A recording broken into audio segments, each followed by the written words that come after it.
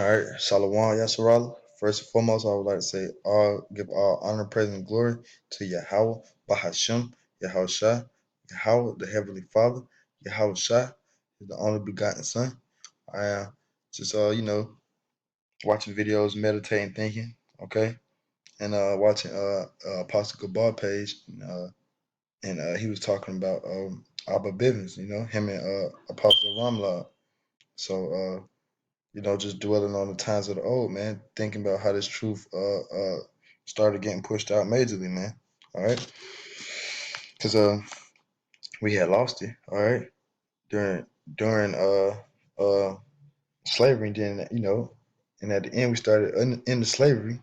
All right, we started coming back into our true nationality. All right, we wasn't as deep as we in it now, knowing like who the tribes were and all that, but at the end of slavery, people started realizing that so-called that not so-called, but the Israelites were God people, and that they were the Israelites, so to speak. Okay, for example, like Nat Turner started knowing that the so-called Negro was God's people, man. All right, then they got deeper, knowing that Hispanics and Native and Seminole Indians, all right, but that came later. So let me just grab this quick script, man. Try not to make this video too long. Um, this is Deuteronomy 32:7. Remember the days of old. Consider the years of many generations. All right, and that's what I'm doing, man. I'm considering the years of many generations, man. All right, the elders putting apostles and elders putting in our mind to remember the days of old, man. All right, we remember in many generations, man. The years of many generations. All right. So that's remembering Abba Bivens and certain men that came under him, man. All right. All right. And it said, ask thy father, and he will show thee thy elders, and they will tell thee. All right. And who's showing us, man? Our spiritual fathers, man. All right. Which are the apostles and elders of great millstone. Our spiritual fathers are showing us thy elders, man. All right. And they will tell us. They telling us about our elders, man. All right. Their elders. Okay. Because every man learned from somebody, all right? Our apostles and elders learned from certain men, man, all right? Even if more things were revealed to them, all right, they had a foundation starting with their elders, man, okay? All right, so, just was dwelling on times of the old, man, all right? So let's get into this. This is an article online. I forgot which website. It says most groups that identify themselves with being black Hebrew Israelites, and we're not black Hebrew Israelites, we're the Hebrew Israelites, residing in America, trace their inception back to the pre-Civil War era of American history. One of the first preachers known to harmonize the American slaves with biblical account of the Israelites was Martin Prosser. All right. A slave preacher in Richmond, Virginia in 1800, he helped his brother Gabriel organize what is known as Gabriel's Rebellion. All right, so this man, Martin Prosser, all right, was a slave preacher, man, okay, that harmonized the American slaves with the biblical account of the Israelites, man. All right, this man, Martin Prosser, all right, and he helped his brother, Gabriel Prosser, all right, plan Gabriel's rebellion, okay, all right.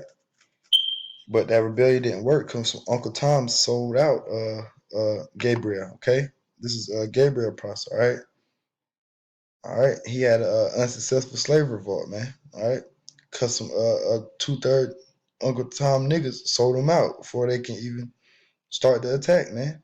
But it wasn't our time to overcome those devils, and that's ultimately why it didn't work. But all right. It says the first known leader to organize a movement around the connection between American slavery and the Israelite narrative recorded in the Bible was Williams Saunders Crowdy. So this man, Williams Saunders Crowdy, uh, uh, he was the first leader to organize a movement, basically like a camp. All right, this man right here, William Saunders Crowdy. Okay, so he started up a camp, so to speak. All right, and we just gonna get into this little thing I saw, man. All right. It's called Brief Israelite History, and I found this on the IUIC website, man. even though they go off on a lot of shit. Okay, all right, but it's some sincere brothers in these other camps, man. All right, so you sincere brothers in these other camps, man. Hey, y'all need to repent and come back to the true teachings of Yahweh Shem Yahshua, which is under the doctrine of a great millstone, man. All right, which is the doctrine of Yahweh Shem Yahshua, man. Those apostles and elders just the voice of that doctrine, man. But even though they go off on a lot of junk, this article, whatever they made, is on point, man. I'm gonna get into it. All right, it says Revelations 11:11, and after 3 days and a half, the spirit of life from the Most High entered into them, and they stood upon their feet, and great fear fell upon them which saw them. All right, and those 3.5 days, they on point. 3 days and a half is 350 years, which approximately ranges from the 1620s to around 1970 or so, proving, according to prophecy, the Israelites would reawaken on a very large scale. They on point with that, all right? All right. So those 350 years, okay, from 1620s to around 1970, a brother started waking up, man. All right. All right. After those 300 years, 350 years, okay. So around like 1960, 1970, all right, brother, the truth started coming back on the scene, okay. All right, around about 1960, 1970, the truth came back, man, heavy. And now what do you have? You have Israelites all over the world, man. All right, people know who they are of these 12 tribes all over the place, man. All right, these people know who they are now, man. All right, a lot of them. All right, because that's prophecy. It says Ezekiel 11:16. Therefore say, thus said the Lord power, although I have cast them far among the heathen, and although I have scattered them among the countries, yet will I be to them as a little sanctuary in the countries where they shall come. Yeah, and that's going on now, man. All right. All right. We over here in America's preaching the word of Yahweh Shem Yahshua, man. All right, and all over the country, man. All right, brothers waking up. So this is a little, a little timeline of history, man.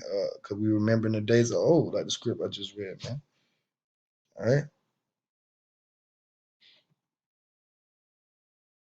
So this is little remember in the days of old, 1800. A literate blacksmith named Gabriel Prosser taught the slaves through inspiration of the Bible that we are God's people and should rebel against the tyranny of America. All right, this is Gabriel Prosser. All right, this is the one I was telling you about. Him and his brother Martin Prosser. All right, started waking up knowing we were God's people. Salaki. A slave named Nat Turner was called the prophet and raised a small slave rebellion based on the Bible teachings and visions of war and blood he had. Many blacks today demonize this man who attempted to save them from oppression. Yeah, and Nat Turner is a well known person. Okay, that rebelled against these demons. Why? Because he read the Bible, man. All right. He started waking up to who he was, man. All right, he was God's chosen people, man. All right. And this man William Sawyer Crowdy, all right, this is the dude I was saying that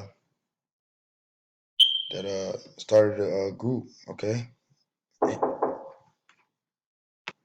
Yeah. So this man in 1896 started the Church of God and Saints of Christ. All right. Although he taught blacks were God's people, he mixed a lot of Christianity in his teaching. So he was going off a little bit, you know what I'm saying? But he was teaching blacks were God's people, all right, but not, they didn't have the full knowledge at that time yet, okay, to know the Hispanics and the Native and some of the Indians were God's people too. All right, I'm gonna jump past a couple of these other brothers, okay, because I'm gonna go to the men who the men I follow started teaching, okay, all right. All right, who my apostles and elders learned from. All right. It says near the end of the civil rights movement, there were several prominent Israelite teachers. It was around this time the truth was being taught on a larger scale in more areas. So the end of the civil rights movement, the truth started back booming, man. All right. 1960, Ebner ben Yamayan, Salaki, if I'm saying that wrong, all right, also known as Abba Bivens, all right, and was initially taught he was an Israelite by an ex-slave some many years earlier in the South. Bivens believed in the Black Hamashiach and on his way to New York had visited many Indian reservations and came to the scriptural conclusion that the so-called Indians were Israelites as well. He then came to New York and joined the Commandment Keepers under Matthews, but rejected Matthew's teaching of Old Testament only. Bivens founded the Israeli School. He was the first to teach both the blacks and Indians of the Americas are Israelites. All right. So Abba Bivens, all right, started started the real knowledge, man. Basically, man, that the so-called Indians were Israelites, man. All right, and Hispanics, man, because Hispanics are basically Indians. Okay, so Abba Bivens started that it wasn't just a damn black thing, man. All right, so this is where we say the knowledge started, man. All right, with Abba Bivens, man. Basically, the 100% truth, man, started with Abba Bivens, man. All right, let's go on down, skip over these dudes, man. 'Cause these was Israelites too. But like I say, I'm going off with my apostles and elders, who they say they elders are. Yeah, like I said, I'm going off who my apostles and elders say taught them, man. Okay, so it says 1973, Masih bin Charim, aka Masha. All right, and I hear the elders say talk about Masha. All right, who was chosen to carry on teaching in Abba Bivens' place with Peter Sherrod, aka Yaquab. All right, so the elders talk about high priest Masha, King Yaquab, all right, and high priest Ariad, but they didn't mention him in this little article, but they say Ariad too, and other men. Okay, they took over the Israelite school, adding UPK. Okay, universal practical knowledge. Later in the 70s, they were helped by five other brothers. All right, so those five brothers, I don't know who they are, but those men too helped teach. Yeah, like it says, later in the 1970s, they were helped by five other brothers. So I'm assuming High Priest Ariah was in there too. All right, so you got Masha, Elder Masha, Elder Yaquab, Elder Ariah, man. All right, those who my elders learned from. All right, starting with Abba Bivin. Okay. They were helped by five other brothers, and they were called the Seven. So, those men. They were offered several $1 million by Rosicrucians to teach more Christian or Jewish message of unity for all mankind, as some of the other Israelite camps teach. All right, Masha and Yaquab refused. These men turned down millions of dollars, man, to preach the truth, man. All right, these men of the Lord, man. All right, a Christian Jewish message means Negroes will remain on the bottom of society and the full truth will never be taught. All right, so they denied those means to what? Teach the truth, man. All right, you know. So I just want to get in there. The Abba Bivens and the Elder Masha, Elder Yaquab, all right, Elder Ariah, and other men. All right. So I'm gonna read this one more time before I close out. It's Deuteronomy 32:7. Remember the days of old. Consider the years of many generations. Ask thy father, and he will show thee thy elders, and they will tell thee, and they will tell thee. Okay? So with that, I want to give all honor and praises and glory to Yahweh Bahashem Yahushua. Double honor to the apostles and elders of Great Millstone. And shalom and to all you brothers out there preaching the truth and sincerity. Shalom.